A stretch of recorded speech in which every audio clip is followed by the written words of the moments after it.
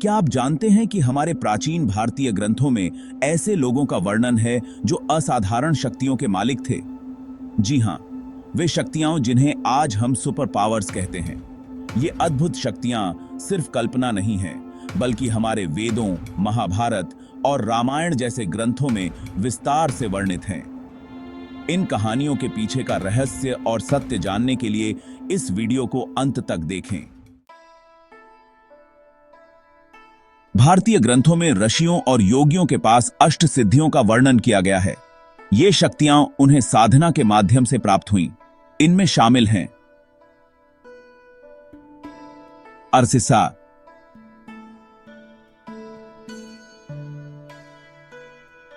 अपने शरीर को किसी भी आकार में छोटा कर लेना। महिमा, अपने आकार को अनंत विशाल बना लेना।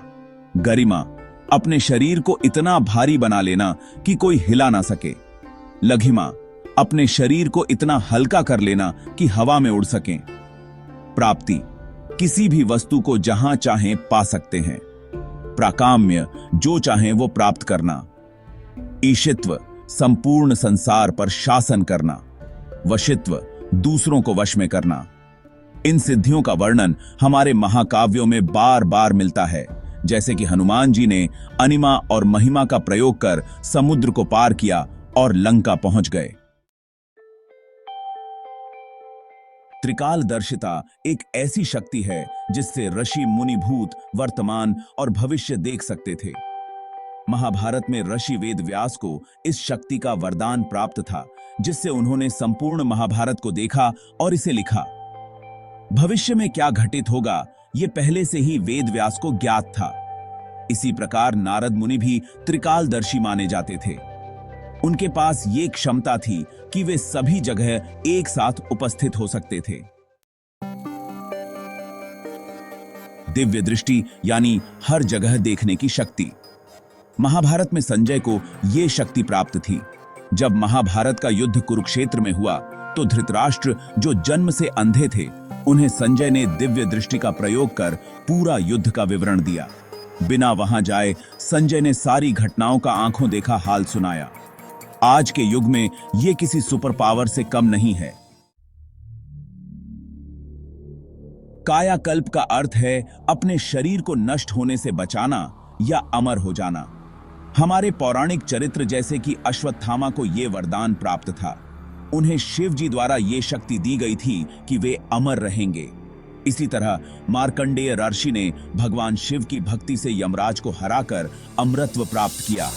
इस अमरत्व का सिद्धांत आज भी कई योगी और साधु अपने जीवन में आजमाते हैं। प्राचीन ऋषियों के पास वायु संचलन की शक्ति थी, जिससे वे बिना किसी साधन के उड़ सकते थे या एक स्थान से दूसरे स्थान पर पहुंच सकते थे। महाभारत में अर्जुन को भगवान कृष्ण ने दिव्य रथ से स्वर्ग तक पहुंचाया। इसी प्रकार रामायण में हनुमान जी ने उड़ान भरी और सीता माता की खोज में लंका पहुंचे। ये शक्तियां उन सिद्धियों का परिणाम थीं जो उन्होंने साधना के माध्यम से प्राप्त की थीं। तो ये थीं हमारे प्राचीन ग्रंथों में वर्णित कुछ अद्भुत और असाधारण शक्तियां, जिन्हें आज की दुनिया में हम सुपर पावर कह सकते हैं। ये शक्तियां महज एक कल्पना नहीं है, बल्कि उन महान ऋषियों और योद्धाओं का सच थीं जो इन शक्तियों के माध्यम से महान कार्य कर पाए। सोचिए, अगर आज भी इन शक्तियों को प्राप्त किया जा सके तो क्या मानव सभ्यता का स्वरूप बदल जाएगा? आपके क्या विचार हैं? हमें कमेंट में जरूर बताएं। ऐसे ही और रोमांचक कहानियों के लिए हमारे चैनल को सब्सक्राइब करना ना भूलें। मिलते हैं अगले वीडियो में, तब तक के लिए धन्यवाद।